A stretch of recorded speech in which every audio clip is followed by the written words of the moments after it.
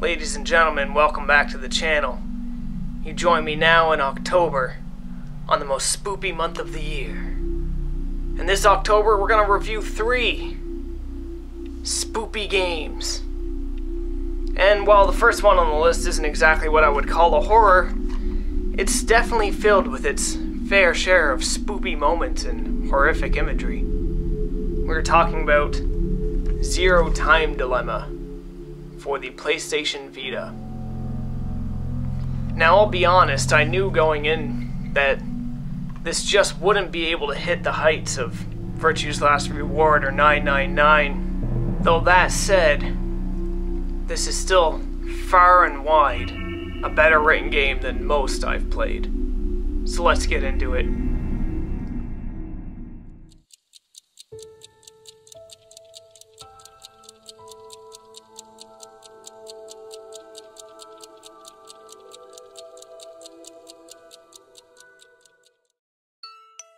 Zero Time Dilemma is the third entry in the Zero Escape series following 999 and Virtue's Last Reward.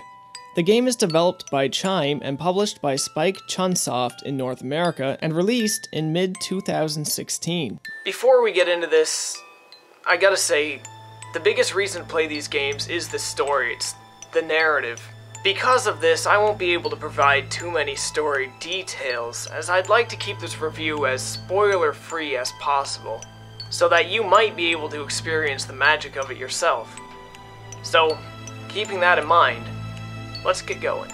The game is about 75% visual novel and 25% locked room puzzle solving, and takes about 20 to 25 hours to beat, depending on how stumped these puzzles make you. Noting this, the game is significantly shorter than its previous entry, however, that might just be due to a design choice change. See, Zero Time Dilemma is the only game in the series to be fully animated.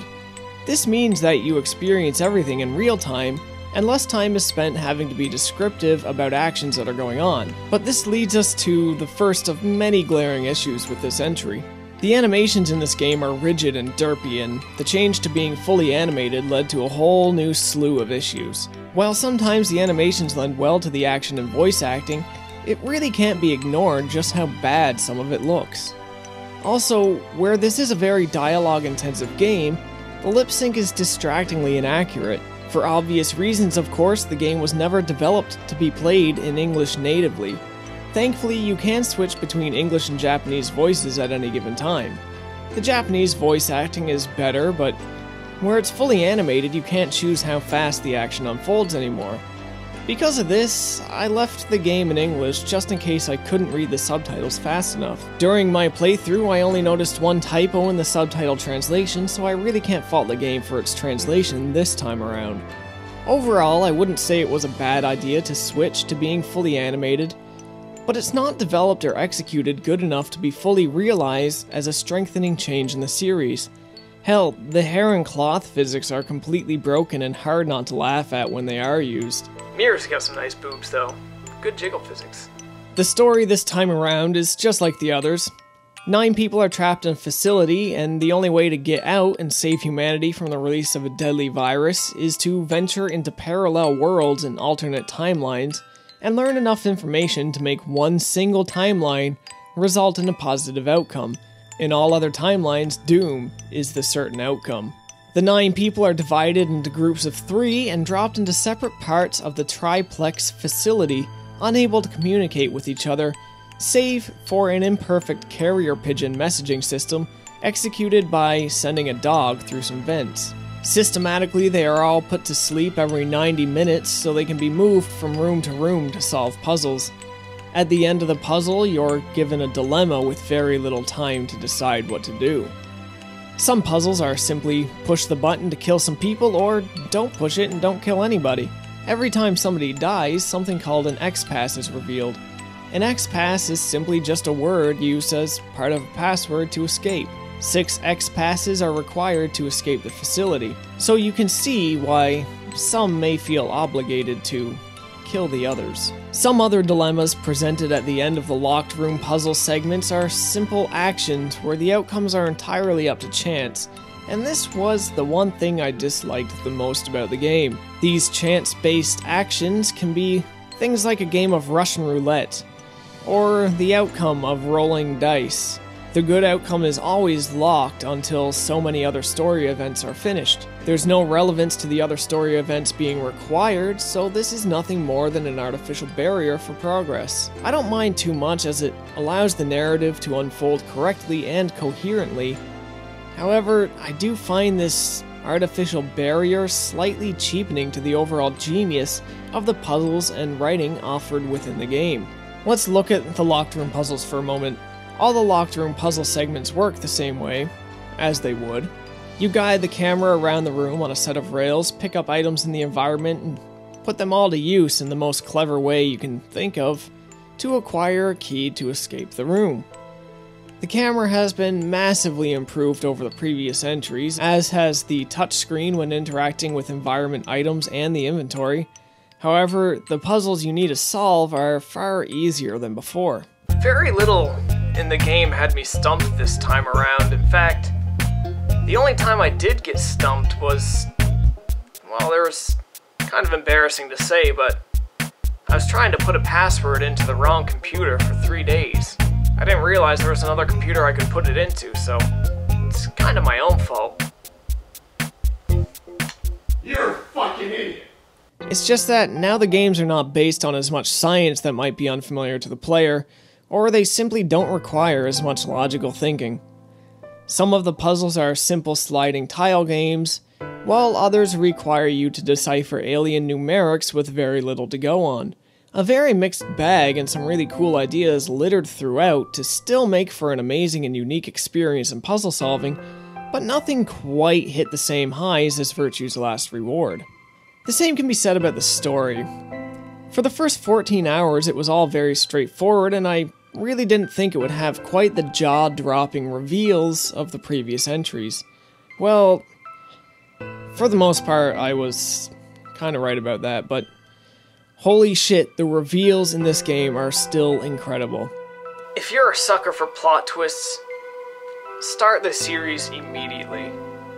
I'm usually the asshole who calls plot twists hours in advance, sometimes at the very start of an experience. But with this game, with this series, no, there's no way. There's no way you could ever tell what's gonna come. The reveals are flooring, like literally flooring. Like Virtue's Last Reward taking on Schrodinger's cat for a lot of its themes, this one takes on the concepts of quantum mind, as well as ideas that time can be virtually immeasurable, as well as ideas such as scenarios with only 2 choices having more than 2 different outcomes despite the same choices being made. It's a very clever game. I would like to say you can play this without playing the others. It's at least possible to do that with Virtue's Last Reward, but around the 14-hour mark, too much of the game becomes referential to the earlier entries, and not enough explanation is offered to fully grasp the events with just this game to go on. Things like the Radical 6 virus and the Free the Soul cult are left horribly unexplained for new-time players. Jiggle physics. Where this is so heavily voiced and dialogue-driven, I feel I gotta give a little more detail on the voiceovers. Only half of them are good, maybe a little more. Sometimes it's a pacing thing, but more often than not it just feels like poor readings or poor casting choices.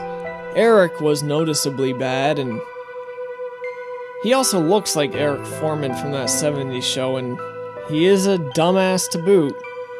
The music overall was good, but there's a segment where I couldn't for the life of me understand why they made the choice they did.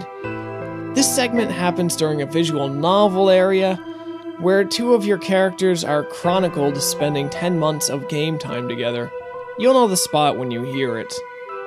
Also, if you're thinking in the back of your head that 10 months is a long time to unfold a story arc over, you got another thing coming. To fully understand this game is to grasp a story that takes place nearly 300 years in the making, and it involves so much more than those 300 years. We're talking time travel and parallel worlds, 300 years worth of them. Again, there's really nothing else like this series. I highly recommend you all play this series, but don't start at this one. This is easily the only game in the series I can say this about. You cannot just pick up and start playing at this entry. Make the investment and buy the other games as well. It's worth it. This is also a rare example of a game where the plot within it completely changes the plot of the other games that came before it. With writing as complex as this, being able to pull that off is worthy of nothing short of the highest praises, and that's just what this game gets from me, despite some obvious cosmetic flaws. Come for the jiggle physics, stay for the fucking genius writing. On one final note, I just want to air one final worry and hope it can implore you to invest in this game while you still have the chance. Based on the sales of this game so far, it's not looking like we will ever see a fourth entry. Not even Japan could break 10,000 units sold on its launch week. It pains me to see such great writing being so overlooked, and knowing that it's being made out of love, but that love will never be returned quite as it should. This is destined to die. And if the promise of getting more games in the series isn't enough to encourage you to buy it and to support the series, feel free to be that jackass who buys the stock up because the game is gonna be rare or valuable someday. So long as the game gets bought, the likeliness of getting another entry or further works from this amazing team of writers only increases. Anyway, that's all from me and my thoughts on Zero Time Dilemma. Thanks for watching.